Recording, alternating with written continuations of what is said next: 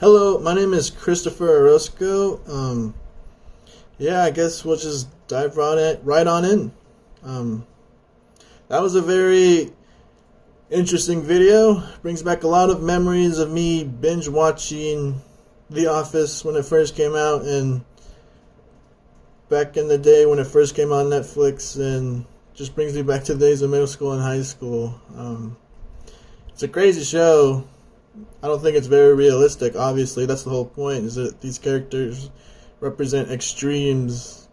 So, and those extremes basically bring out the whole situations that they get into. But yeah, from watching that video, I would say that Michael, especially, but also pretty much all the characters lack empathy, and that I would say that they also lack professionalism and respect, because I feel like if any of the characters really had any empathy or any of the other qualities I stated, that most of those situations could have been easily avoided, and if not diffused almost instantly. Lacking respect, empathy, and professionalism matters a lot in the workplace. I as a worker, I don't want to go to work where I don't feel respected or appreciated, or if I don't feel like my coworkers or superiors actually value me as a person. And if I ever felt like I was being disrespected or just not really taken into account, I guess, I think I would start having conflicts with those that I feel that way towards. So, just having a general lack of empathy, respect, and professionalism in general, I think, just lowers the probability of conflicts happening in the first place. In almost all of the situations that were presented in the video, there were, I guess, opportunities for the characters to express themselves differently, to include empathy and respect instead of just doing what they did. Michael does this a lot, but other characters do it as well. From the video, an example that comes to mind is when Stanley's daughter's in the office, is talking to, I forget the other character's name, but then the character played by Mindy tells Stanley, like, hey, there's something fishy going on over there with your daughter. And instead of confronting his coworker respectfully and, with any sense of professionalism, he just takes him into the break room and just starts yelling at him in his face. And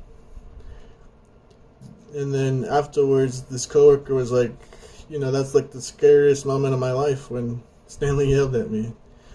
So instead of yelling at him, maybe just walk up to him, pull him to a side, instead of yelling at him, just tell him that, hey, like, I hear something fishy is going on. Is that true? What are you doing with my daughter? Etc. There's just plenty of acceptable alternatives than just pulling him aside and berating and yelling at him. Now we're going to move on to the personal experiences. I have only been in the public sector for a couple of years now, and I don't really have any conflicts to share from that sector. But most of my work history is actually in the warehouse industry, and I've seen my fair share of conflicts arise within the warehouse industry, typically among coworkers. I personally have never really partaken in a conflict, but I've witnessed several. An example that comes to mind is, in my warehouse experience, is we work as a team in the department I worked in. We worked in a refrigerator. There's a select few of us who fill out orders and a select few of us who prepare the totes so we can fill out the orders. And it's a team, right? And in the warehouse that I worked in, we didn't go home until all the work was completely done. So this led to several conflicts arising between some of my coworkers.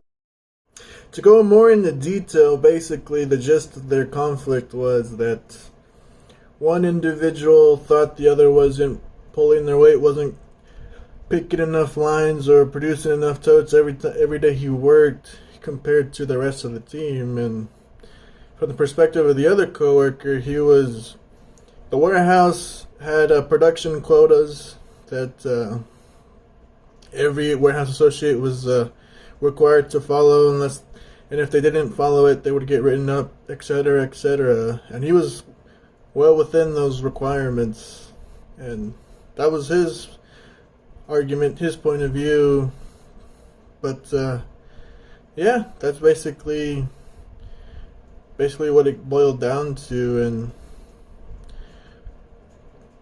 one coworker just bickering at the other about, like, hey, get your work done, go faster, I want to go home, etc., etc. Basically, that conflict, what it came down to is one individual not having any empathy or respect for the other individual. He only shared empathy for those who he thought worked hard or worked as hard as he did. But for those where he thought didn't work as hard or as fast as they should, he just completely lacked empathy, and it showed. Yeah, I noticed when watching the video that a couple of the characters in some of the situations used like conflicting signals, conflicting messages that probably led to the escalation of their conflict. The first example that comes to mind is Andy trying to get Michael to hang out with him after work, and after Michael says no, Andy says, like, sorry for bothering you with my friendship. I think that's a pretty easy look at passive aggressiveness, and that whole situation led to Andy punching a hole in the wall. Another example that I noticed when that exemplifies the conflicting signals, I think, would be when Pam's getting on to Michael about dating her mom and dumping her on her birthday, where Michael tries to, or he is basically apologizing, trying to make it up to Pam, and then Pam says the condition that, like, hey, don't date any more of my family members, and Michael's like, to be fair, your mom came on to me first. And that's like a classic conflicting message, because a second ago you're trying to apologize to me or to Pam for dating and dumping my mom, and you're trying to make amends, but then when you say a comment like that, it goes back to the lack of empathy and respect. Like, hey, that's not the point. Like, the point is for you to correct your behavior. And then when he said that, Pam immediately slaps him in the face, and that's what led to that altercation. He could have completely just not said what he said, and he probably would have never been slapped in the first place. So, yeah. If I was put as the manager of that office, that would be quite a challenge, but I think I would start by doing some training, prioritizing that we are indeed a team. Like, no one here is better than anybody else. Everybody's opinions matter, and everyone's voices should be heard.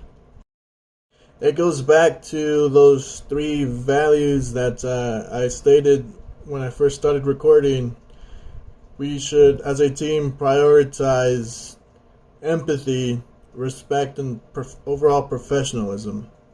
I think just having that notion of having these three ideas taught within the office, I think that would be able to diffuse a lot of the situations that arose in the video.